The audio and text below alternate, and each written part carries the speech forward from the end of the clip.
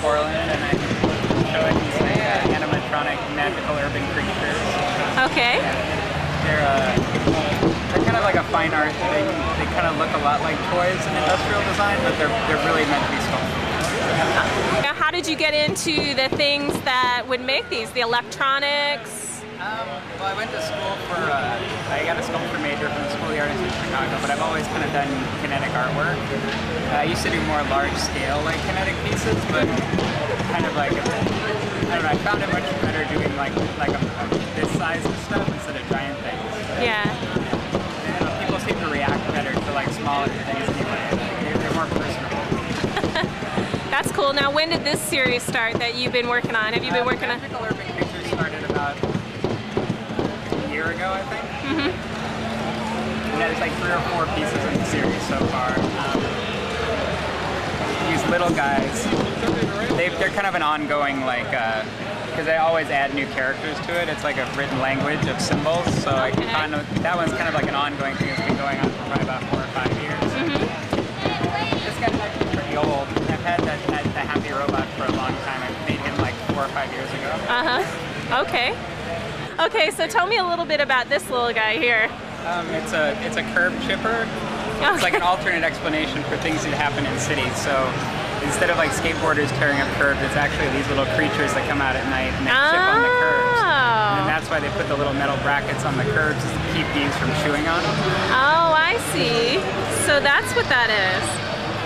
Wow, okay. And then the wing, did you create that? Yeah, it's actually a work in progress. It's a rabbit demon. It's another magical urban creature, but it's like a higher level one. It's loosely based on a children's book called The Rabbit That Wanted Little Red Wings. Yeah. And oh, that's great. And so the rabbit will eventually integrate with that. Well, yeah, that's a mock-up of what the body of the rabbit looks like. Oh, okay. Yeah. It's That's like a neighborhood pixie. It's like, they're like little pixies that right. step on it. Yeah. They live in like congregated neighborhoods, and oh, okay. and they make people dress and act like the way they do in different neighborhoods. Oh, that's great. I like it. Very cool. And so, what is your idea? Do you just keep building on the sculptures? Do you kind of come up with new ideas that fit in with your theme, or do you go to other themes? I usually come up with I try to work with like a consistent idea for the series, come up with characters, and then come up with the mechanism part of it is usually secondary to trying to make a character. Yeah. It's just and I try and hide a lot of the mechanism because I don't want it to look mechanical most of the time. Okay. What's the reasoning behind that?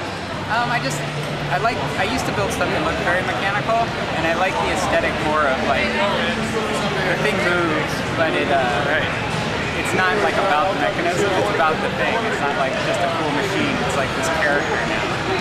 Cool. So do you have a lot of places that you can display stuff that people could find you? I have a website right now. Okay. But, yeah. Okay, and that is AaronBorland.com. What's your website? AaronBB.com, yeah. AaronBB.com. Thank you.